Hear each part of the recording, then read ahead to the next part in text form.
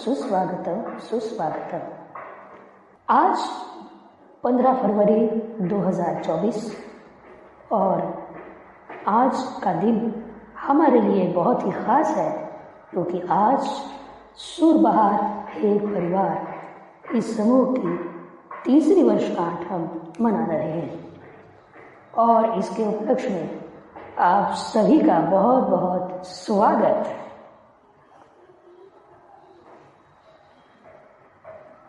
हर साल की तरह इस साल भी हमने 5 प्रतियोगिताओं का आयोजन किया था, जिनमें वादन प्रतियोगिता, एकल तथा युगल गायन प्रतियोगिता और हिंदी तथा मराठी काव्य पठन प्रतियोगिता। और इन 5 प्रतियोगिताओं का बहुत ही सुचारू और यशस्वी आयोजन इस साल हो गया है और इसके लिए धन्यवाद के हकदार आप सभी प्रतिभागी भी हैं, जैसे हम एडमिन और हमारे परीक्षकगण और हमारे स्पॉन्सर्स हैं। तो चलिए शुरू करते हैं आज का पुरस्कार वितरण समारोह। इस साल हमने एक नई पहल की है और वो ये कि इन 5 प्रतियोगिताओं के पुरस्कार वितरण समारोह का अगर एक ही ऑडियो किया जाए तो वो लगभग 3-3.5 घंटे लंबा खींचता है, क्योंकि हर एक प्रतियोगिता के परीक्षकों का मार्गदर्शन भी तो हमारे लिए बहुत ज़रूरी हो जाता है और इसके वजह से ये रिकॉर्ड बहुत लंबी हो जाती है। तो इसका एक हल हमें इस साल मिला और हमने ये सुनिश्चित किया कि हम इस साल इन पुरस्कारों का वितरण 2 भागों में करेंगे। मतलब आज के इस पहले भाग में हम वादन प्रतियोगिता और हिंदी एवं मराठी काव्य पठन प्रतियोगिता, इन प्रतियोगिताओं का पुरस्कार वितरण करेंगे और दूसरे भाग में एकल तथा युगल गायन प्रतियोगिताओं का पुरस्कार वितरण किया जाएगा, ताकि आपको भी सुनने में सुविधा हो। तो चलिए शुरू करते हैं आज के इस अनोखे कार्यक्रम को और पहले हम स्वागत करते हैं हमारे प्रमुख अतिथि श्रीमान नारायण चिंचोड़ी जी, पूना महाराष्ट्र से।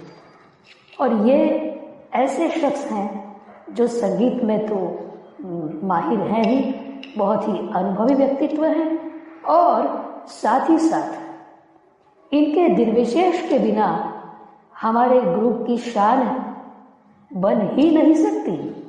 तो हम स्वागत करते हैं हमारे आज के प्रमुख अतिथि नारायण चिंचोड़े जी का और इनका स्वागत करने हेतु मैं आमंत्रित करती हूँ हमारे ग्रुप निर्माता श्रीमान ज्ञानेश्वर काले जी, और उनसे अनुरोध है कि इन्हें आप फूलों का गुलदस्ता देकर स्वागत करें।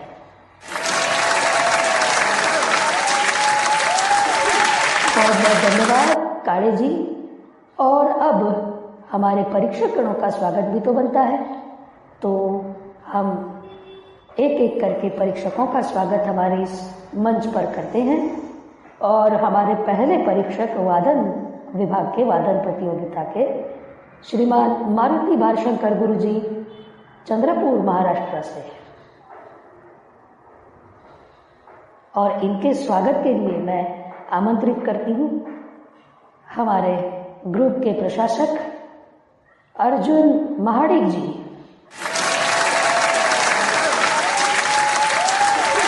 बहुत बहुत धन्यवाद। और अब हिंदी काव्य पठन के हमारे परीक्षक श्रीमान बुद्धघोष कासारे जी, और बुद्धघोष जी का स्वागत करने के लिए मैं अनुरोध करती हूँ हमारे ग्रुप के और एक प्रशासक यासिर नूरानी जी को।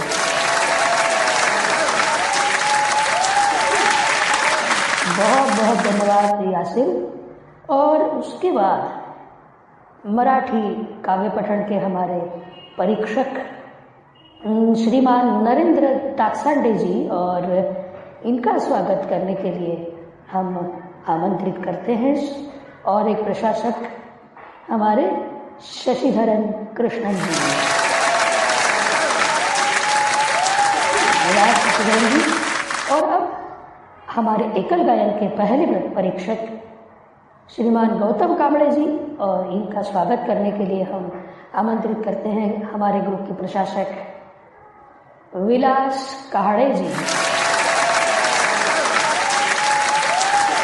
बहुत बहुत धन्यवाद विलास जी। और हमारी दूसरी परीक्षिका हमारी बहुत ही प्यारी लाडली मोना टेलर जी, और इनका स्वागत करने के लिए हम आमंत्रित करते हैं हमारी ग्रुप प्रशासिका अलका पंडागड़े जी। बहुत बहुत धन्यवाद अलका जी।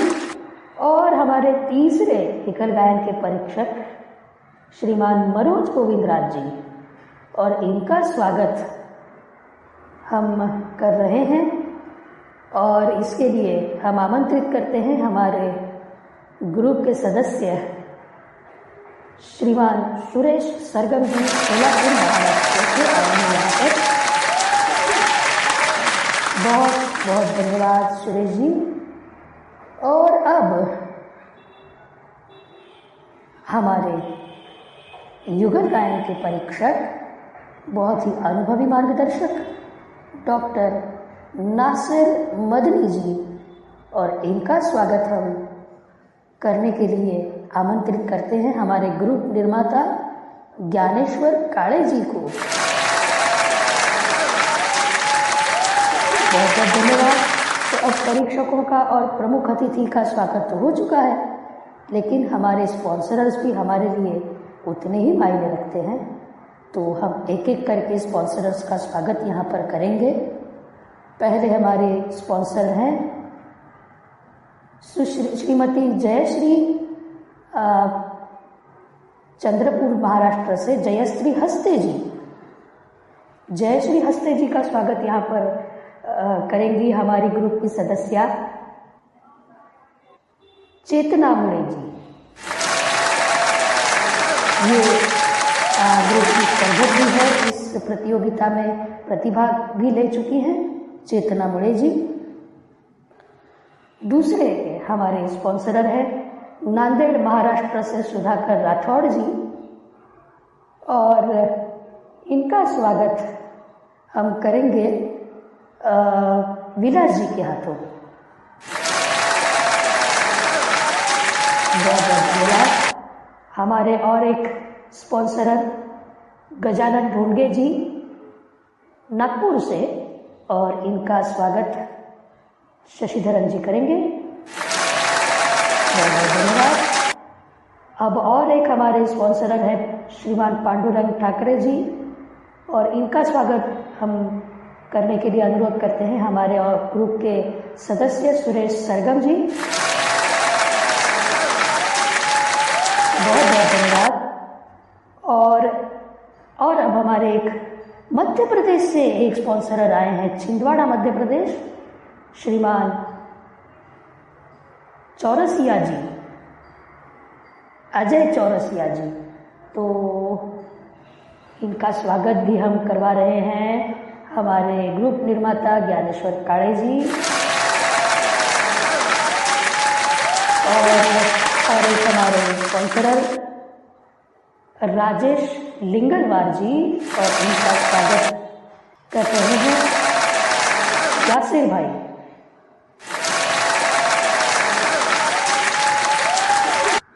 और एक हमारे नागपुर से स्पॉन्सरर हैं श्रीमान सचिन पाटिल, और इनका स्वागत हम करवा रहे हैं हमारे अर्जुन महाडिक जी से।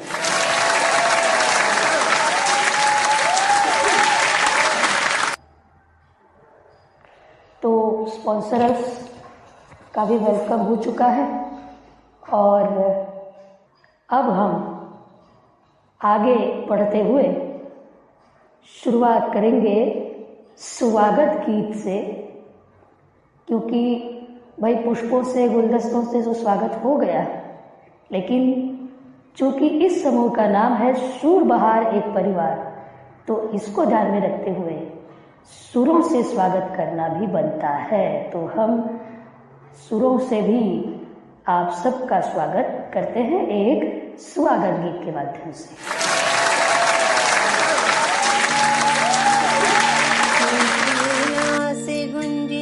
ध्वनि मंगलम, मन की वीणा से गुंजित ध्वनि मंगलम। स्वागतम स्वागतम स्वागतम स्वागतम स्वागतम स्वागतम स्वागतम स्वागतम। सारे गा मग मगरे मग मगरे नी सारे गरे गरे सा गरे गरे सा।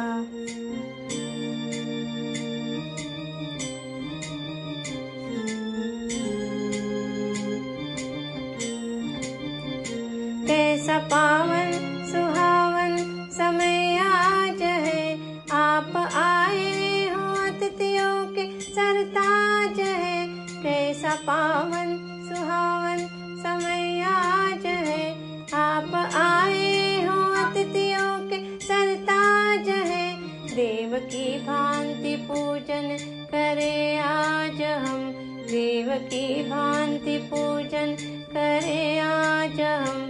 स्वागतम स्वागतम स्वागतम स्वागतम स्वागतम स्वागतम स्वागतम स्वागतम। सारे गा मग मगरे मग मगरे नी सारे गरे गरे सा गरे गरे सा।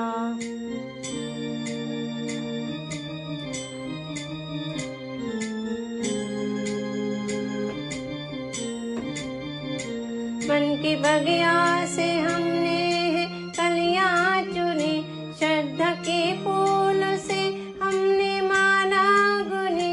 मन की बगिया से हमने कलियां चुनी, श्रद्धा के फूल से हमने माला गुनी। करते हैं तुमको अर्पित सुमन आज हम, करते हैं तुमको अर्पित सुमन आज हम। स्वागतम स्वागतम स्वागतम स्वागतम स्वागतम स्वागतम स्वागतम स्वागतम। मन की वीणा से गुंजित ध्वनि मंगलम, मन की वीणा से गुंजित ध्वनि मंगलम। स्वागतम स्वागतम स्वागतम स्वागतम स्वागतम स्वागतम स्वागतम स्वागतम स्वागतम स्वागतम स्वागतम स्वागतम।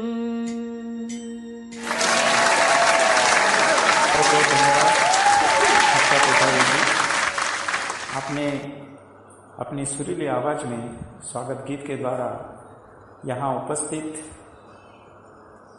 अतिथि एवं परीक्षक मेहमानों का बहुत अच्छी तरह से स्वागत किया है।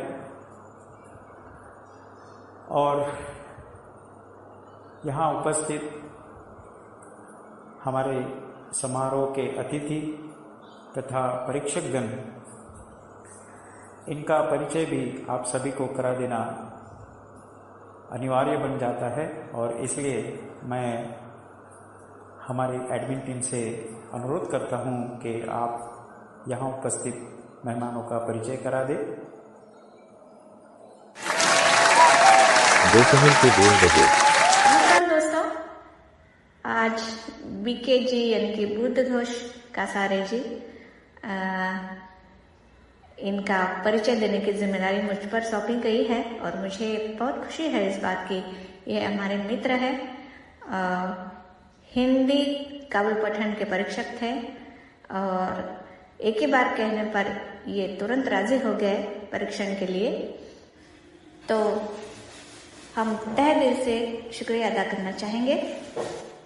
भाई बीके जी को कौन नहीं पहचानता, पूरा महाराष्ट्र पहचानता है इनको, लेकिन परिचय करवाना एक फॉर्मेलिटी है तो वो निभानी पड़ेगी। तो ये मुंबई से हैं हमारे बीके जी। इनकी शिक्षा बचपन पूरा मुंबई में गया है और इनका कार्य क्षेत्र भी मुंबई में ही है। मनोरंजन क्षेत्र में ये कार्यरत है पिछले 10-15 सालों से। ये एंकर हैं, हिंदी मराठी कविताएं लिखते हैं, गीत लिखते हैं और गाते भी हैं भाई। और क्या क्या बताएं इनके बारे में। मिमिक्री करते हैं। मिमिक्री में तो पॉलिटिशियंस की आवाजें निकालना ये इनकी स्पेशलिटी है।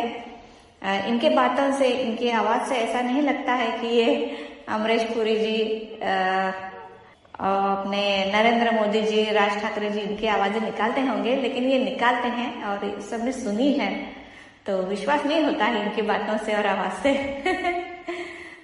इन्होंने बहुत बड़े बड़े कलाकारों के साथ काम किया है, स्टेज शेयर किया है, जैसे कि अनुपम खेर जी, शंकर महादेवन जी, ऐसे बड़े बड़े लोगों के साथ इन्होंने काम किया है।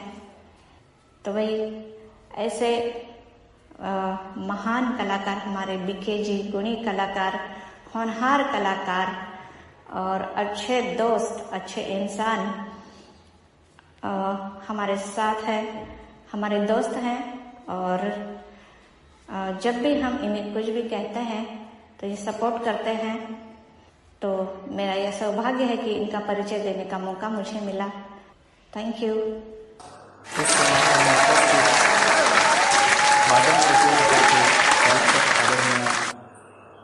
श्री मारुति भालशंकर जी,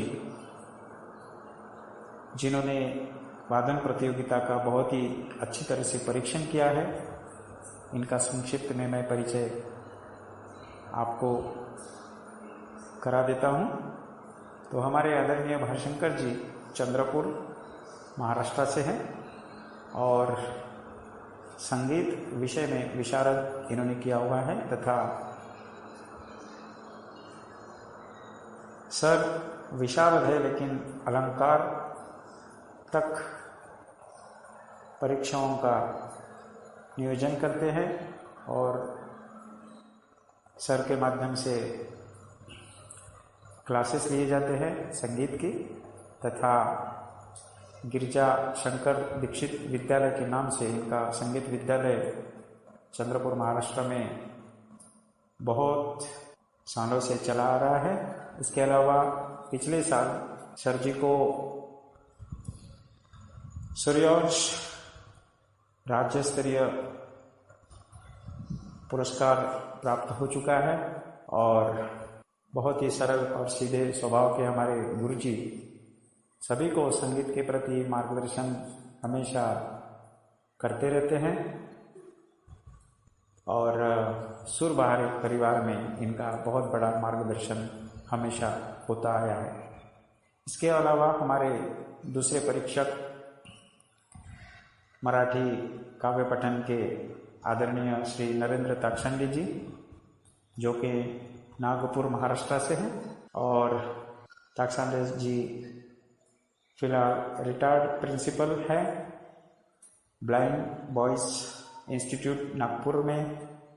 इन्होंने पिछले 30 साल तक एज अ स्पेशल टीचर के नाते काम किया है और बचपन से ही इनको कविताएं करने का शौक है तथा इनके अभी तक 5 काव्य संग्रह प्रकाशित हो चुके हैं। तो ऐसे महानुभाव हमें यहाँ प्राप्त हुए हैं, ये देखकर हमें बहुत प्रसन्नता महसूस होती है। धन्यवाद।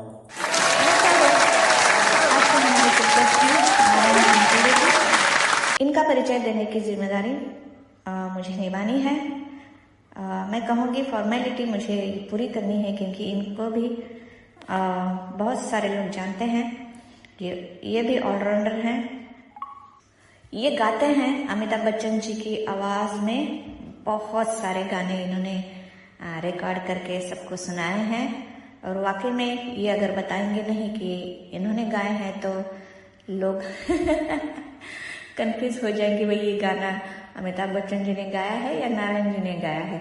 और इन्होंने तबला वादन की उपांत्य विशारद दी है। इनका सारा बचपन और शिक्षा कार्य क्षेत्र इनका पूना है, जो कि विद्यानगरी कहलाती है। तो वही विद्यानगरी में इनका सब बचपन, जन्म, शिक्षा सब हुई है। तो ये तो बड़े कलाकार होंगे ही। और ये स्वरांगण नाम की एक दृष्टिहीनों की संस्था चलाते हैं। इस संस्था की ओर से दृष्टिहीनों का एक ऑर्केस्ट्रा भी चलाते हैं और हर साल इस संस्था की ओर से कलाकारों का सम्मान किया जाता है पुरस्कार देके। इनको रोटरी क्लब ऑफ हेगड़ी इनकी ओर से आदर्श शिक्षक का वही पुरस्कार मिला है। ऐसे आदर्श शिक्षक, कलाकार, अच्छे इंसान हमारे साथ है और हमेशा सपोर्ट करते हैं। और इसके साथ साथ इनका एक यूट्यूब चैनल भी है, NGC। इसमें वो दिन विशेष एक श्रृंखला चलाते हैं जिसमें ज्ञानवर्धक जानकारियाँ होती हैं, मनोरंजन होता है। और रिटायरमेंट के बाद भी ये बैठे नहीं, वे आराम नहीं करते हैं। समाज सेवा इनकी चल रही है, संगीत की सेवा चल रही है। तो ऐसे गुणी और महान कलाकार हमें अध्यक्ष के रूप में मिले हैं। मैं ये मेरा सम्मान समझती हूँ कि नारायण जी जैसे अच्छे इंसान, महान कलाकार, विद्वान, समाज सेवक जैसे इंसान का परिचय देने का सम्मान मुझे प्राप्त हुआ है। Thank you. दोस्तों, हम 3-4 साल अगर पीछे जाए तो हमें याद आता है कोरोना का कालखंड, और इसी कालखंड ने हम सबको डराया, धमकाया, और केवल इतना ही नहीं तो हमको कुछ सिखाया भी है। इस कोरोना कालखंड से हमने कुछ पाया भी है। और इसी कालखंड में बीमारी से बचते बचते लोग एक दूसरे से सोशल मीडिया पर जुड़ते गए, कारवां आगे बढ़ता गया और इतना आगे बढ़ा कि ज़्यादा से ज़्यादा इस प्लेटफॉर्म का उपयोग लोग करने लगे। इसी बीच इस कोरोना के कालखंड में हमारे सुरबहार एक परिवार ने जन्म लिया और आज उसको 3 साल पूर्ण हो रहे हैं। बहुत खुशी हो रही है और सुरबहार एक परिवार आगे बढ़ता गया। काफ़ी लोग इससे जुड़े, अलग अलग श्रृंखला इस सुरबहार एक परिवार में चलती गई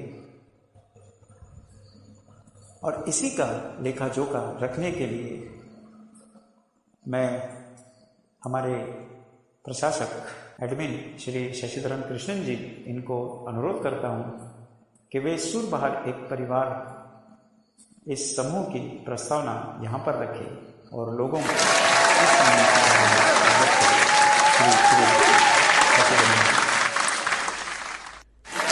माननीय अध्यक्ष महोदय एवं आज के मुख्य अतिथि श्री नारायण चिंचोड़े साहब,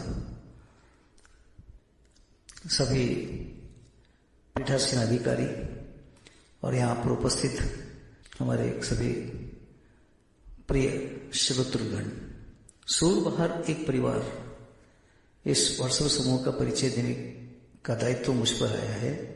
अतः मैं आप सबको इस समूह के बारे में थोड़ा सा बता दूं। जिन लोगों ने अभी अभी इस समूह को ज्वाइन किया है, इस समूह से अभी जुड़े हैं, उन लोगों को भी इस समूह के बारे में कुछ जानकारी हो जाए। तो सुरबहार एक परिवार इस समूह की स्थापना 15 फरवरी 2021 में हुई। ज्ञानेश्वर काळे साहब द्वारा विलास काळे जी, अलका पंडागळे, रुचिरा नारनवरे जैसे अनेक कलाकार उस समय इस स्थापना में सम्मिलित थे। उसी दौरान मैं भी इस समूह में जुड़ गया था और आज 3 वर्षों में हमने साहित्य एवं संगीत के प्रचार एवं प्रसार के लिए सदैव कार्य करते रहे हैं। यानी कि सुरबहार एक परिवार का मूल उद्देश्य ही संगीत एवं साहित्य का प्रचार एवं प्रसार करना है और मुख्य रूप से हमारे दृष्टिबाधित जो कलाकार हैं उन्हें प्रोत्साहन देना यह हमारा मुख्य उद्देश्य है। इसलिए हम विभिन्न प्रकार के हमारे उपक्रम कार्यक्रम इस समूह द्वारा आयोजित किए जाते हैं। जैसे महीने में 2 बार संगीत समीक्षा, एक चर्चा सत्र होता है और एक साहित्य दर्पण, ऐसे प्रोग्राम होते हैं। चर्चा सत्र एवं साहित्य दर्पण में साहित्य से संबंधित बातें होती हैं, अनेक विषयों पर चर्चाएं आयोजित की जाती हैं। संगीत समीक्षा में हमारी संगीत वादन एवं गायन की समीक्षा होती है। साथ ही आपस में एक पारस्परिक संवाद निर्माण हो, इसलिए भी सुर बार गपशप जैसे कुछ प्रोग्राम हम करते हैं। और उसी तरह समय समय पर सदस्यों की मांग के अनुसार भी हम कुछ न कुछ कार्यक्रम उपक्रम रखने की कोशिश करते हैं। तो सुर बाहर एक परिवार ये समूह इस तरह से दृष्टिबाधित लोगों की कला के प्रचार एवं प्रसार के लिए कार्य करता है। हमारा यह समूह वैसे तो उसकी स्थापना महाराष्ट्र में हुई, महाराष्ट्र के लोगों द्वारा की गई, लेकिन महाराष्ट्र के अलावा गुजरात, राजस्थान, मध्य प्रदेश, छत्तीसगढ़, दिल्ली, कश्मीर, यानी पूरे भारत भर में यहाँ भारत भर के लोग यहाँ इस समूह में हैं। साथ ही श्रीलंका, पाकिस्तान, अमेरिका जैसे मतलब भारत के बाहर वाले देश, यानी इस तरह से अंतर्राष्ट्रीय स्तर पर यह हमारा समूह पहुंचा है और उसकी लोकप्रियता वैसे काफ़ी अच्छी रही है। हमेशा लोगों ने हमारी सराहना की है। हमारे जो विभिन्न उपक्रम जो हैं वो हम लोग इस तरह से इसकी सराहना होती रही है और इसी कारण से हम सब जितने भी प्रशासक लोग यहाँ पर हैं, हमारा उत्साह बढ़ता रहता है। हम लोग सदस्यों की मांग के अनुसार कार्य करने का प्रयास करते रहते हैं। बस भविष्य में भी हम आशा करते हैं कि हमारे इन उपक्रमों एवं कार्यक्रमों के लिए सभी हमारे सदस्य वो हमें प्रोत्साहित करते रहेंगे और उससे न केवल हमें प्रोत्साहन मिलेगा बल्कि उन सभी कलाकार लोगों को भी प्रोत्साहन मिलेगा जो किसी न किसी रूप में संगीत और साहित्य से जुड़े हुए हैं और संगीत और साहित्य में अपना कुछ आगे कदम बढ़ाना चाहते हैं। कितने लोग बेरोजगार लोग हैं, लेकिन वो भी वाद्य वृंद के माध्यम से या ऑर्केस्ट्रा वाले के माध्यम से भी संगीत से जुड़े हुए हैं। कुछ शिक्षक लोग हैं और ऐसे या तो फिर हमारे ऐसे कुछ जिज्ञासु लोग हैं। तो ये सभी तरह के लोग हैं जो कलासक्त लोग हैं। तो उन सबकी रुचि एवं उन सबकी रुचि को ध्यान में रखते हुए यह व्हाट्सएप समूह हमारा कार्य करता है और भविष्य में भी इसी तरह कार्य करता रहेगा, यह पूरा विश्वास है मुझे। बस आप सबसे यही प्रार्थना है कि आप लोगों का भरपूर प्रोत्साहन एवं शुभकामनाएं एवं आप सभी लोगों का आशीर्वाद, ये सब हमारे साथ में बना रहे। हमारे जो गुरुजन लोग हैं उनका आशीर्वाद हमें मिलता रहे। हमारे सभी साथी सज्जन लोग हैं, इनका हमें प्रोत्साहन मिलता रहे। बस तो इन्हीं कुछ शब्दों के साथ मैं मेरा ये संक्षिप्त परिचय यहाँ पर समाप्त करता हूँ। धन्यवाद। बहुत बहुत धन्यवाद शशिधरन जी, आपने वाकई अनोखे अंदाज से इस समूह के सफर पर जो प्रकाश डाला है, इससे जो हमारे नए साथी हैं वो ज़रूर वाकिफ़ होंगे। और अब हम चलते हैं हमारे मुख्य कार्यक्रम की ओर, और इसमें हम पुरस्कारों की ओर मुड़ने से पहले आज के इस पहले भाग में वादन, हिंदी कविता और मराठी कविता पठन का पुरस्कार वितरण जो करने जा रहे हैं, तो उनके परीक्षकों का मार्गदर्शन भी हमारे लिए बहुत महत्वपूर्ण है। तो मैं शुरुआत में नम्र निवेदन करूंगी हमारे वादन प्रतियोगिता के परीक्षक श्रीमान मारुति बालशंकर जी कि वे अपनी मधुर वाणी से हमारे प्रतिभागियों को मार्गदर्शन करें, ताकि आगे आने वाली स्पर्धाओं में, प्रतियोगिताओं में वो अपने अंदर सुधार कर सकें। श्रीमान मारुति बालशंकर जी। नमस्कार, मैं मारुति बालशंकर चंद्रपुर महाराष्ट्र से माँ सरस्वती संगीत की देवी को शत शत नमन करते हुए और कण कण में विराजित दिव्य शक्ति को नमन प्रणाम वंदन करते हुए आपके बीच उपस्थित हुआ हूँ। सुर बहार प्रतियोगिता 2024 जो हम वर्षगांठ मना रहे हैं, उसके सिलसिले में वादन विभाग की प्रतियोगिता का जो रिजल्ट होता है उसकी चर्चा करने हेतु तो इस मंच में शोभायमान सभी देवी और सज्जनों, प्रशासक मंडल और सभी इस समूह के हमारे आदरणीय एडमिन प्रशासक जन, आज तो इस जो वादन की जो प्रतियोगिता हमने ली है, तो उसमें वादन विभाग में 14 प्रस्तुतियां आई कुल मिलाकर। उसमें बांसुरी वादन, मेंडोलियम वादन और एक नितेश जनसरगम जी, इनकी एक प्रस्तुति रही जो कि सिर्फ एक ही प्रस्तुति थी। मेंडोलियम मेंडोलियम बांसुरी, और उन्होंने एक नितेश जी ने सबको एक प्रश्न पूछा था कि ये वाद्य पहचानिए करके। तो मुझे तो उस वाद्य के बारे में एक ताली की जैसी आवाज़ आ रही थी, और बाकी उसमें तिरकिट धिरकिट भी कुछ किस्म का समझ में आ रहा था। बड़ा ही रोचक था वो। तो ये 3 प्रस्तुतियाँ थी। बाकी 7 प्रस्तुतियाँ तबले की थी और 4 हारमोनियम की थी। तो ऐसी कुल मिलाकर 14 प्रस्तुतियाँ आई।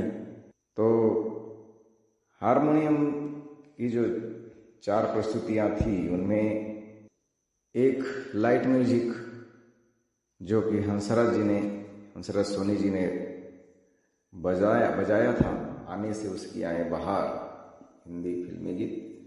और करण पवार, इन्होंने बहुत ही बढ़िया, उनको मैं आशीर्वाद देना चाहूँगा भविष्य के लिए। बहुत बढ़िया उन्होंने मधुकंस राग बजाया।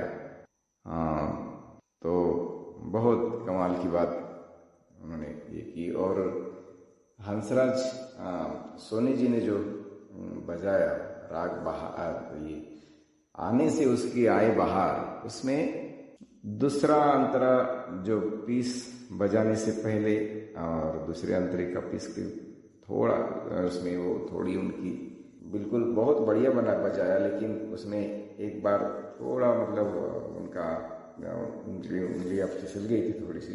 तो हमें जो है परीक्षण करते हुए बारीकी से देखना पड़ता है पूरी बातें।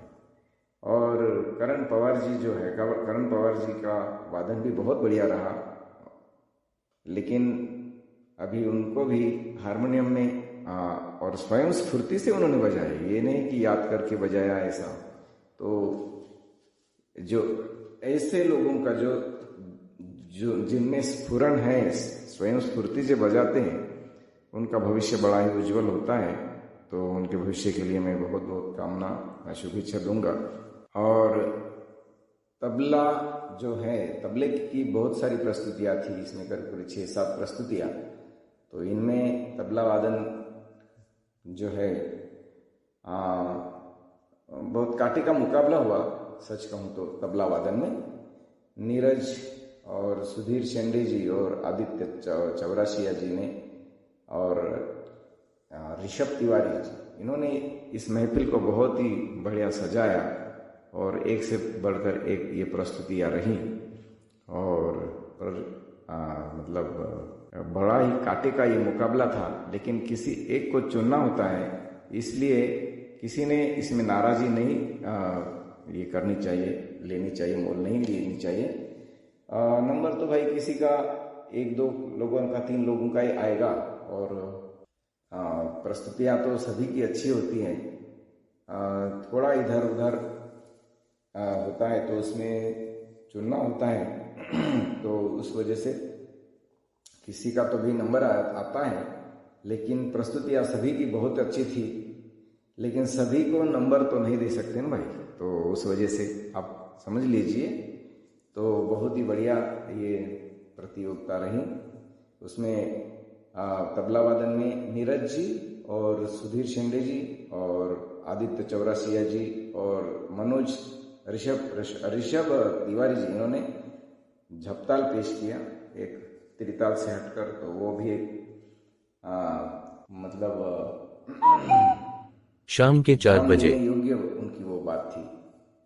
और बंसी पे शंकरा राग अमोल धाबेकर जी ने पेश किया, अच्छा पेश किया उन्होंने। तो उनके लिए मैं यही कहूँगा कि उनमें और नींद और स्वयं स्फूर्ति से जो बजाने वाली बात होती है, वो उनमें और आगे चल के जो है, जैसे अपने मन से जो विस्तार करना होता है, जैसे कि करण पवार जी ने उसमें कुछ तरीके से बताया, तो वो अपने आप धीरे धीरे आता है। ये साधना की बातें हैं। और दूसरी बात बंसी का हो गया, हारमोनियम में और कई प्रस्तुतियाँ जो थी ऐसी थी कि वो जैसे हम अखिल भारतीय संगीत विद्यालय की परीक्षा में जो बैठे हैं और उसकी तैयारी, उसको अगली परीक्षा में बैठने के लिए हमको जो अंक लाने होते उस तरीके से कुछ प्रस्तुतियाँ इसमें हमको दिखी। लेकिन मित्रों, हमें ये भी ध्यान रखना है कि एग्ज़ाम में पास होना वो एक अलग बात होती है। और ऐसी इस तरीके की प्रतियोगिता में ये ध्यान में रखा जाता है कि जो सामने ऑडियंस बैठी है, श्रोतागण बैठे हैं, उनका मनोरंजन किस तरीके से आप करते हो, इसका भी ध्यान रखा जाता है। तो उसके लिए मेहनत करनी होती है। अपनी उंगलियों पे एक बड़ा ही मतलब कंट्रोल और होना चाहिए, और हम जैसे चाहे वैसे उंगलियों को आदेश देते ही उंगलियों ने भाव पैदा होना चाहिए, उंगलियों में से भाव और लय सुरों पे पूरा नियंत्रण, ये बातें अपेक्षित होती हैं। और ये हमें एक बहुत ही अच्छी चीज़, एक जो मेंडुलियन प्रस्तुति हमने जो सुनी उसमें हमको नजर आई। रुचिरा मैडम ने मेंडुलियन वादन जो पेश किया, उसमें उनकी उंगलियों का पूरा नियंत्रण हमको समझ में आ रहा था। एक बहुत ही दुर्मिल मतलब बहुत ही जिसको बजाने के लिए बहुत कम लोग मिलते हैं, एक दुर्लभ प्रस्तुति हम उससे कहेंगे। तो बहुत ही अच्छा बजाया मैडम ने। और एक दुर्लभ जो वाद्य है जिसकी ओर कम लोग जाते हैं, मतलब उस वाद्य को चुनने का मन नहीं बनाते ज़्यादा लोग, तो उस वाद्य को उन्होंने चुना और उस वाद्य में उन्होंने जो जिस तरीके की प्रस्तुति दी उसको भी हमने ध्यान में रखा इसका रिजल्ट देते हुए। ऐसी बातें हैं। तो रिजल्ट तो ये मेरा मनोगत है। ये रिजल्ट के बारे में आपके सामने जो मुझे समझ में आया वो बातें रखी मैंने।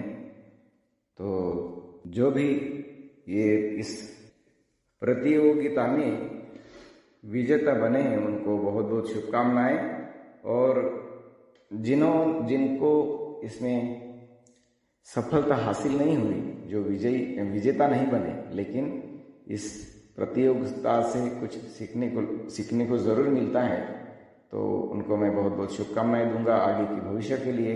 और आप ऐसे ही मेहनत करते रहिए और बजाते रहिए, लोगों को सुनाते रहिए, तो आपका विकास जरूर होगा इस विषय में, इस क्षेत्र में, वादन के क्षेत्र में।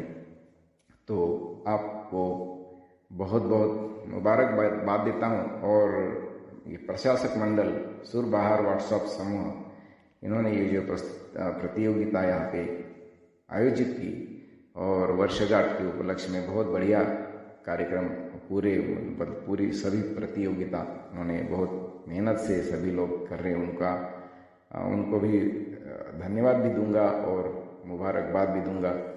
और बहुत तारीफ के काबिल है सब लोग आप। तो ऐसा ही ये सुरबहार परिवार जो है फलते फूलते रहे, ऐसी शुभेच्छा देता हूँ। सभी प्रतियोगी जो है इसमें विजेता और जो विजेता नहीं भी बने उनको सभी को शुभकामनाएं देता हूँ, और मैं अपनी वाणी को विराम देता हूँ। यही तो धन्यवाद।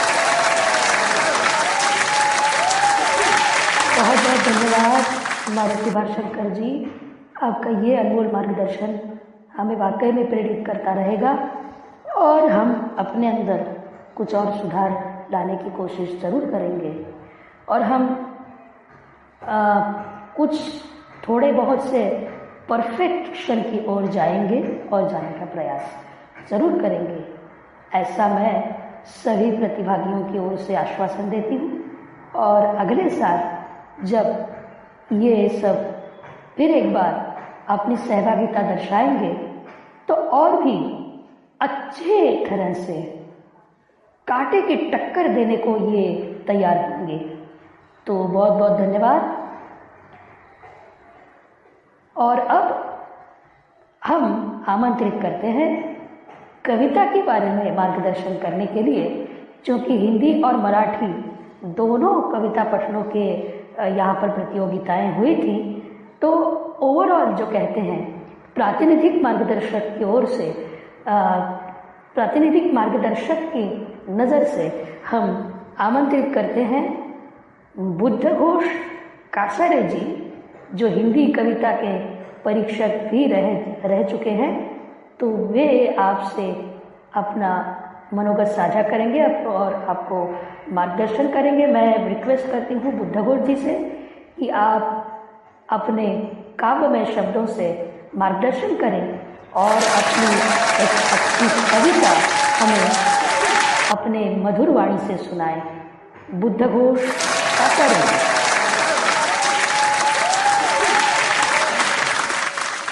नमस्ते दोस्तों,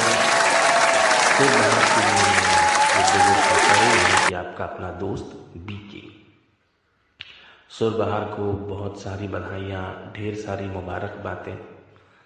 उनके स्थापना दिवस के शुभ अवसर पर आप सभी का बहुत बहुत स्वागत। सुरबहार ने जो हिंदी काव्य पठन की प्रतियोगिता आयोजित की थी, उस प्रतियोगिता का परीक्षण करने का अवसर समूह प्रशासक मंडल ने मुझे दिया, इसलिए मैं उनका तहे दिल से शुक्रिया अदा करना चाहूँगा। जी, तो अब हम बात करेंगे आपकी काव्य पाठ की और मेरे परीक्षण की। देखिए, 2-3 चीज़ों को मैंने पॉइंट आउट किया, और अमूमन उन्हीं चीज़ों पर ध्यान दिया जाता है जब किसी प्रतियोगिता में हम हिस्सा लेते हैं। सबसे पहले तो जो लोग विनर बने हैं उनका बहुत बहुत अभिनंदन, हार्टी कॉन्ग्रेचुलेशंस। और जिन लोगों को सफलता नहीं हासिल हुई उनको गुड लक। देखिए, एज ए क्रिएटर मैं हर रचना को, चाहे वो स्वरचित हो या पररचित हो, सभी को रिस्पेक्ट करता हूँ, सभी की इज्जत करता हूँ, क्योंकि मैं खुद एक क्रिएटर हूँ। लेकिन आप समझते हैं कि जब कंपटीशन होती है तो कंपैरिजन भी होती है, क्योंकि हमें नंबर्स निकालने होते हैं, और जब नंबर्स निकालने होते हैं तो फिर कंपैरिजन होना लाजमी है। इस बात को तो आप सभी समझते हैं। थोड़ा सा ये संदेश बड़ा होगा, बट आप हौसला रख के अगर सुनते हैं तो बड़ा अच्छा होगा। सबसे पहली बात तो कविता का सिलेक्शन, जिस तरीके से आप सिलेक्ट करते हैं अपनी कविता को, वो चीज़, और दूसरी चीज़ आपका प्रेजेंटेशन, काव्य पाठ करने का तरीका। कविता का चयन करना बहुत इम्पॉर्टेंट है। किसी भी प्रतियोगिता में जब हम काव्य पाठ करने के लिए कविता का सिलेक्शन करते हैं, तो यदि हम सही तरीके से सिलेक्शन करें अपनी कविता का, तो चांसेस बढ़ जाते हैं नंबर्स आने के लिए। ये बहुत ज़रूरी हो जाता है। यदि हम खुद को पहचानते हैं, खुद को जज करते हैं, तो अधिकतर लोग ये करते हैं कविता का सिलेक्शन करते हुए कि किसी बड़े कवि कवयित्री की कविता उठाएंगे और उसको काव्य पाठ करेंगे। बट ऐसा नहीं करना चाहिए। कविता चाहे किसी की भी हो, नामचीन कवि कवयित्री की हो, यदि आप स्वयं उस कविता को समझते नहीं हैं तो आप काव्य पाठ नहीं कर सकते अच्छी तरीके से। इसलिए ये देखना बहुत ज़रूरी है कि उस कविता को आप स्वयं खुद के साथ कितनी रिलेट कर पाते हो। जब आप खुद ही उस कविता के साथ इंसाफ नहीं कर सकते हैं, तो हम किसी और को, चाहे वो जजेस हो, चाहे वो ऑडियंस हो, उन्हें कैसे इम्प्रेस कर सकते हैं, कैसे कन्विंस कर सकते हैं? डेफिनेटली नहीं कर सकते। तो ये बात का बहुत ज़रूरी है ध्यान देना इस बात पे कि कविता का सिलेक्शन करते हुए या कविता का चयन करते हुए हम खुद उस कविता को कितना समझते हैं, उस चीज़ों पे ध्यान दीजिए, बहुत ज़रूरी हो जाता है। दूसरी चीज़, हमारी प्रकृति, या मैं यूँ कहूँगा कि हमारी मेंटल कंडीशन, मेंटल हेल्थ कैसी है। अब इसका एग्जाम्पल मैं यदि मान के चलते हैं कि मैं एक आक्रामक इंसान हूँ, अगर मैं इस तरीके का इंसान हूँ तो मैं अगर सिलेक्ट करता हूँ कोई भी कविता, तो मैं पेट्रियाटिक चीज़ सिलेक्ट करूँगा, कोई मोटिवेशनल चीज़ या कोई इंस्पिरेशन वाली चीज़ सिलेक्ट करूँगा, जिससे पढ़ने के लिए मुझे एफर्ट्स ज़्यादा नहीं लेने पड़ेंगे, क्योंकि मेरा मिजाज ही उस तरीके का है जिसपे जोश है, जुनून है, मेरी वॉइस में थ्रो है, ताकत है। तो उस ताकत के साथ, दमखम के साथ मैं उस पोइट्री को परफॉर्म कर सकता हूँ।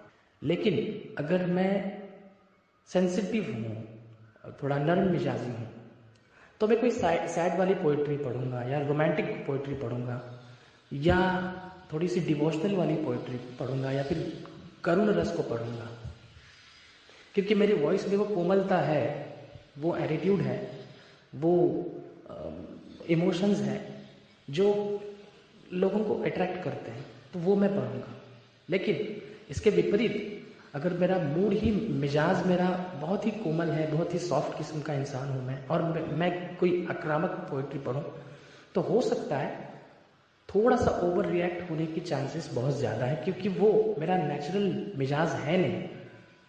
तो उसमें बनावटीपन आने की चांसेस ज़्यादा है, संभावनाएं ज़्यादा बढ़ जाती हैं। और ऐसा हुआ है कि आपकी कविताएं बहुत अच्छी थी, जिन जिन लोगों ने पढ़ी कविताएं बहुत अच्छी थी, बट पढ़ने का अंदाज जिस तरीके से पढ़ा जाना चाहिए उस तरह से पढ़ा नहीं गया, उस वजह से थोड़ा बहुत 19-20 हो गया।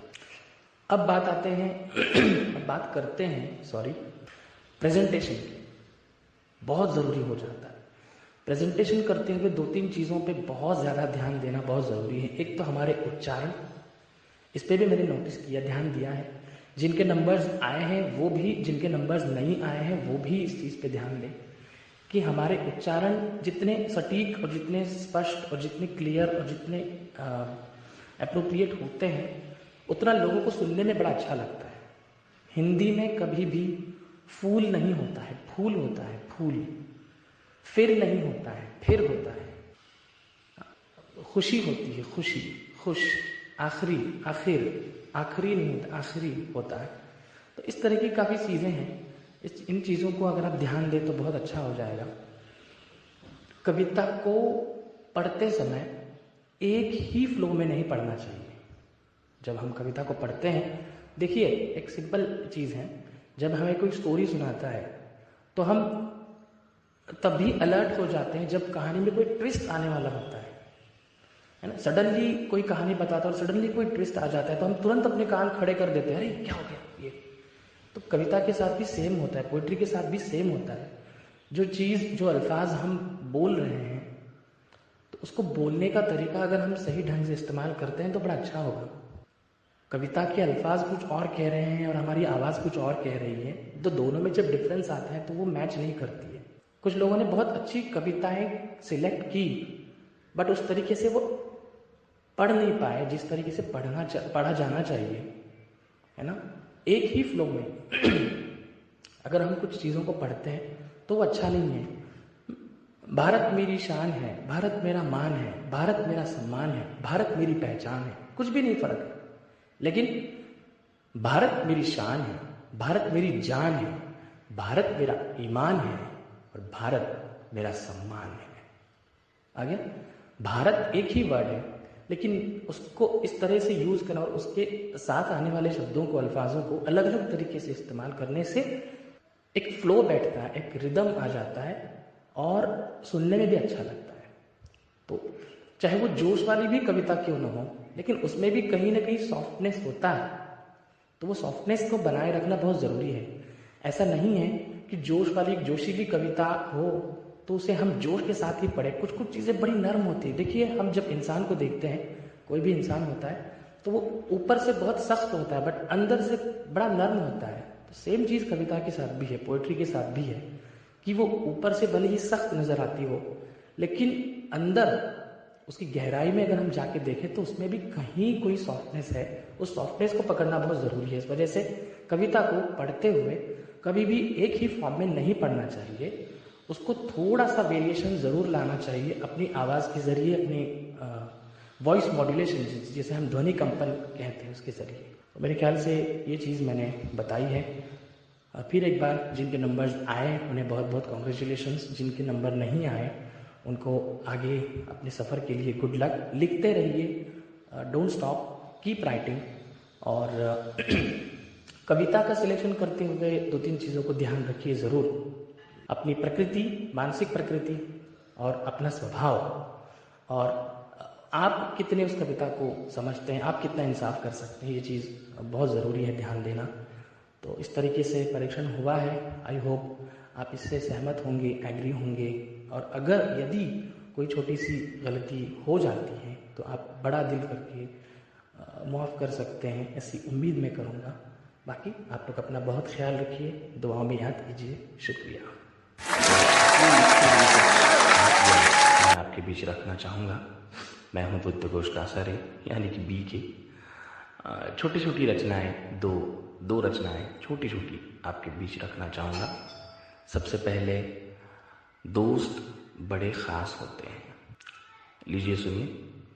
हर वक्त, हर पल, हर समय वो हमारे आसपास होते हैं। हर वक्त, हर पल, हर समय वो हमारे आसपास होते हैं। वाकई में दोस्त बड़े ख़ास होते हैं। हर वक्त, हर पल, हर समय वो हमारे आसपास होते हैं। वाकई में दोस्त बड़े ख़ास होते हैं। साथ हंसते गाते हैं, साथ पीते खाते हैं। साथ हंसते गाते हैं, साथ पीते खाते हैं। ज़िंदगी की महफिलों में दोस्त रौनक लाते हैं। दोस्त ही तो प्यार, भरोसा और विश्वास होते हैं। दोस्त ही तो प्यार, भरोसा और विश्वास होते हैं। वाकई में दोस्त बड़े ख़ास होते हैं। दोस्त बड़े ही ख़ास होते हैं। और मेरी एक और रचना है जिसका शीर्षक है वो भी हम भी। एक चीज़, सेम चीज़ वो भी करते हैं, हम भी करते हैं, बट उस चीज़ के करने के तरीके का जिक्र यहाँ पे किया है। वो किस तरह से करते हैं, हम किस तरह से करते हैं। लीजिए सुनिए कि प्यार तो वो भी करते हैं और हम भी करते हैं। प्यार तो वो भी करते हैं और हम भी करते हैं। वो कहते हैं, हम सहते हैं। प्यार तो वो भी करते हैं और हम भी करते हैं। वो कहते हैं, और हम सहते हैं, और गाते तो वो भी हैं और हम भी हैं। गाते तो वो भी हैं और हम भी हैं। वो सुर में गाते हैं और हम सुरूर में गाते हैं। और हिसाब तो वो भी जानते हैं और हम भी जानते हैं। हिसाब तो वो भी जानते हैं और हम भी जानते हैं। वो बढ़ाना जानते हैं और हम शाम के 4:30 बजे जानते हैं। भड़ास तो वो भी निकालते हैं और हम भी निकालते हैं। भड़ास तो वो भी निकालते हैं और हम भी निकालते हैं। वो चीखते हैं और हम लिखते हैं। और पता है लिखते तो वो भी है और हम भी हैं। लिखते तो वो भी है और हम भी हैं। वो दिल से लिखते हैं और हम दिल पे लिखते हैं। वो दिल से।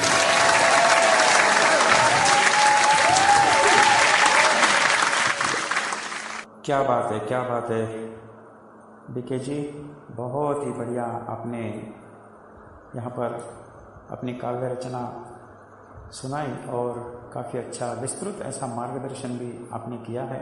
ज़रूर इससे हमारे श्रोतागण कुछ प्रेरणा लेने की कोशिश करेंगे। और काव्य रचना भी बढ़िया दोस्त के ऊपर थी, दोस्त कैसे होते हैं और क्या क्या होते हैं, ये सब आपने बहुत अच्छी तरह से यहाँ पर रखा है। तो फिर एक बार आपका बहुत बहुत धन्यवाद।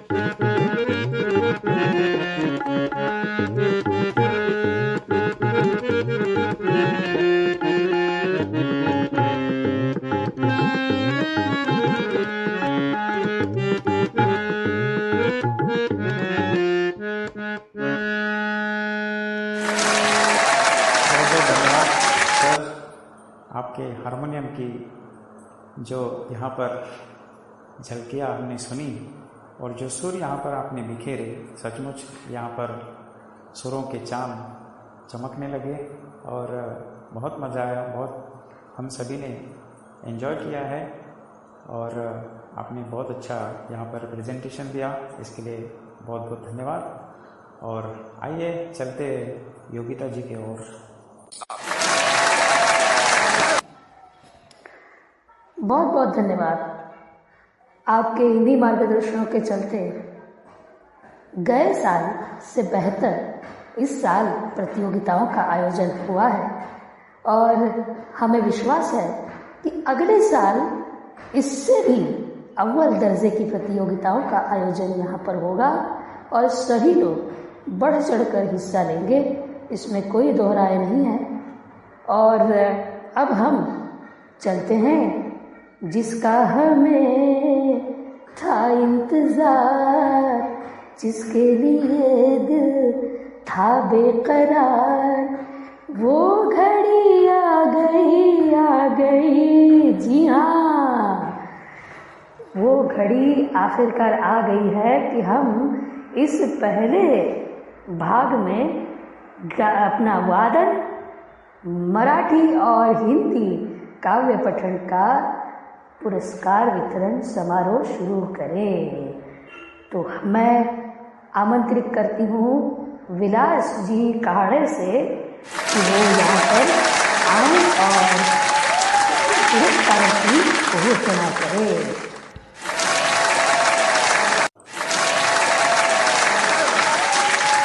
दोस्तों नमस्कार, मैं विलास हाजिर हूँ आप सभी के बीच सुरबहार एक परिवार द्वारा आयोजित वादन प्रतियोगिता तथा काव्य पठन प्रतियोगिता के नतीजे लेकर।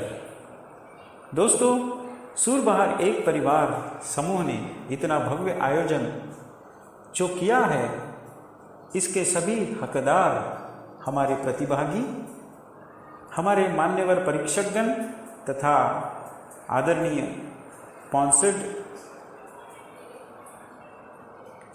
इनको सबसे पहले मैं बहुत बहुत धन्यवाद देता हूं और आप सभी का इंतज़ार अब ख़त्म करता हूं। योगिता जी ने जैसे कहा है कि वो घड़ी आ गई, जी हाँ बिल्कुल, वो घड़ी वो पल आ चुके हैं और आपके बीच प्रतियोगिता के परिणाम हम घोषित करने जा रहे हैं। दोस्तों, इस एपिसोड रिजल्ट पार्ट 1 में हम 2 प्रतियोगिताओं के नतीजे आपके सामने पेश कर रहे हैं और रिजल्ट पार्ट 2 में अन्य 2 प्रतियोगिताओं के नतीजे आपको पता चलेंगे। तो आज हम पेश करेंगे प्रतियोगिता के परिणाम, वादन प्रतियोगिता तथा काव्य पठन प्रतियोगिता। तो दिल थाम कर हो जाइए तैयार और देखो कौन बनते हैं इनामों के हकदार। सबसे पहले देखते हैं वादन प्रतियोगिता के नतीजे। वादन प्रतियोगिता के नतीजे इस प्रकार से है। दोस्तों, कुल 3 पुरस्कार इस प्रतियोगिता में घोषित किए गए थे। तृतीय पुरस्कार कुल राशि 500 रुपए और इसके हकदार बने हैं सुधीर कुमार शेंडे। बहुत बहुत बधाई सुधीर कुमार जी आपको तृतीय पुरस्कार पाने के लिए। वादन प्रतियोगिता द्वितीय पुरस्कार, और क्या बात है, द्वितीय पुरस्कार जाता है रुचिरा नार नवरे। इनको जोरदार तालियां होनी चाहिए। कुल राशि 700 रुपये आपको प्रदान की जाती है। मैं अनुरोध करता हूं हमारे अतिथि एवं अध्यक्ष महोदय श्री नारायण जी इनको कि वे तृतीय पुरस्कार सुधीर कुमार शेंडे जी को प्रदान करें तथा द्वितीय पुरस्कार रुचिरा नारनवरे जी मेंडोलिन वादन जिन्होंने प्रेषित किया था इनको प्रदान करें। और वादन प्रतियोगिता का प्रथम पुरस्कार कुल राशि 1000 रुपये और पुरस्कार विजेता है तबला वादक आदित्य चौरसिया। क्या बात है बढ़िया, ऐसे ही आगे बढ़ो। मैं हमारे वादन प्रतियोगिता के परीक्षक आदरणीय भारशंकर सर जी इनको अनुरोध करता हूं कि वे आदित्य जी को पुरस्कार प्रदान करें। जोरदार तालियां होनी चाहिए। दोस्तों बारी है काव्य पठन प्रतियोगिता की, जिसमें सुरबहार एक परिवार ने हिंदी तथा मराठी काव्य पठन यहाँ आयोजित किया था और काफी अच्छी संख्या में प्रतिभागी इसमें शामिल हुए थे। सर्वप्रथम मराठी काव्य पठन की बारी है, तो हो जाइए तैयार। दिल धक धक हो रहा होगा आपका, है ना? कोई बात नहीं, मैं घोषित करता हूं मराठी काव्य पठन तृतीय पुरस्कार और कुल राशि 500 रुपये। जी हाँ, तृतीय पुरस्कार मराठी काव्य पठन के विजेता 2 प्रतिभागी है। यह पुरस्कार 2 प्रतिभागी को मिलकर दिया जा रहा है और इसके हकदार है वैशाली बनकर और अश्विनी चंदन सिवे।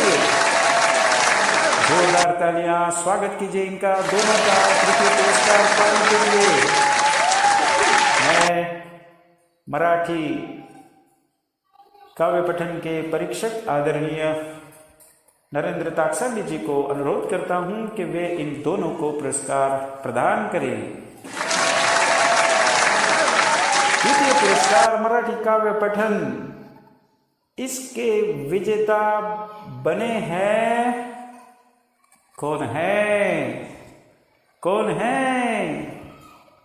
रामराव जोजार जी। हाँ, रामराव जोजार, इनको दूसरा मराठी काव्य पठन पुरस्कार दिया जा रहा है। हमारे आदरणीय पौंसड श्री गजानन धोंडगे जी बुल्ढाना महाराष्ट्र से हैं। इनको मैं अनुरोध करता हूं कि वे श्री जोजार सर इनको द्वितीय पुरस्कार प्रदान करें। मराठी काव्य पठन तृतीय पुरस्कार, जी हाँ, द्वितीय पुरस्कार की राशि थी कुल 700 रुपये, जो कि जोजार सर इनको दी जा रही है। अब बारी प्रथम पुरस्कार मराठी काव्य पठन और हकदार कौन है भाई? महिला ने बाजी मारी है चेतना मुड़े। अंदाज क्या बात है, वाह वाह वाह वाह, बढ़िया। तालियों से जोरदार स्वागत कीजिए चेतना जी का। और हमारी प्रतियोगिता की स्पॉन्सर्ड जयश्री हस्ते जी को मैं अनुरोध करता हूं कि वे चेतना जी को मराठी काव्य पठन का प्रथम पुरस्कार प्रदान करें। हिंदी काव्य पठन पुरस्कार, चलो इनकी बारी आ गई है। जी हाँ, हमारी राष्ट्रभाषा हिंदी भाषा महान भाषा, और इसका तृतीय पुरस्कार कुल राशि 500 रुपये और इसके विजेता है मनोज कुमार यादव। हिंदी काव्य पठन के परीक्षक आदरणीय बुद्धघोष कासारी जी, आपको अनुरोध है कि मनोज जी को तृतीय पुरस्कार प्रदान करें हिंदी काव्य पठन के लिए। द्वितीय पुरस्कार हिंदी काव्य पठन प्रतियोगिता, कुल राशि 700 रुपये, और इसकी विजेता है नीतू सिंह। क्या बात है, आगे है, वाह वाह वाह। चलो नीतू सिंह आगे आए, और आदरणीय कासारी जी, आप इन्हें पुरस्कार प्रदान कीजिए, ऐसा अनुरोध करता हूं आपसे। अब बारी प्रथम पुरस्कार हिंदी काव्य पठन प्रतियोगिता की है, और प्रथम पुरस्कार जाता है, किसको जाता है? कोमल अग्रवाल। बहुत बहुत बधाई। आदरणीय स्पॉन्सरर श्री सुधाकर जी राठौड़, मैं इनसे अनुरोध करता हूं कि वे कोमल जी को हिंदी काव्य पठन के लिए प्रथम पुरस्कार प्रदान कीजिए। इस प्रकार से हिंदी मराठी काव्य पठन और वादन प्रतियोगिता के नतीजे दोस्तों आपके सामने आ चुके हैं, और रिजल्ट पार्ट 2 में आप सभी को एकल और युगल गायन के नतीजे सुनने को मिलेंगे। तो देखो दोस्तों, जो जीते हैं उनको मुबारक, और जो नहीं जीत पाए उनको भी मुबारक, क्योंकि वो शामिल हुए इसीलिए तो जीतने वाले आज खुश है। लेकिन हार के बाद ही जीत होती है दोस्तों, और इसीलिए कोई भी उदास ना हो, मायूस ना हो, निराश ना हो, प्रयास करते रहो, आगे बढ़ते रहो, सफलता जरूर मिलती है। और इसी के साथ फिर एक बार सूरबहार एक परिवार की ओर से मैं सभी विजेताओं का हार्दिक हार्दिक अभिनंदन करता हूं, उनको बधाई देता हूं, और आदरणीय परीक्षकगण तथा सभी स्पॉन्सर्ड इनका बहुत बहुत धन्यवाद व्यक्त करता हूं। हमारे परीक्षक थे वादन के लिए महाशंकर सर जी, हिंदी काव्य पठन के लिए श्री बुद्धघोष कासारी जी, तथा मराठी काव्य पठन के लिए श्री नरेंद्र ताकसांडी जी। हमारे प्रतियोगिता के स्पॉन्सर्ड है आदरणीय जयश्री हस्ते जी, चंद्रपुर महाराष्ट्र से, सुधाकर राठौड़ जी, नांदेड़ महाराष्ट्र से, श्री गजानन धोंडगे, बुलढाणा महाराष्ट्र से, श्री पांडुरंग ठाकरे जी, मुंबई से, सुहास मेश्राम, नागपुर, सचिन पाटिल जी, नागपुर, अजय चौरसिया, छिंदवाड़ा मध्य प्रदेश, और राजेश लिंगलवार जी, नागपुर महाराष्ट्र से। तो इन सभी का जितना धन्यवाद व्यक्त करें उतना कम है। सभी के लिए फिर एक बार जोरदार तालियां दोस्तों। रिजल्ट पार्ट 2 में धन्यवाद, बहुत बहुत धन्यवाद, नमस्कार।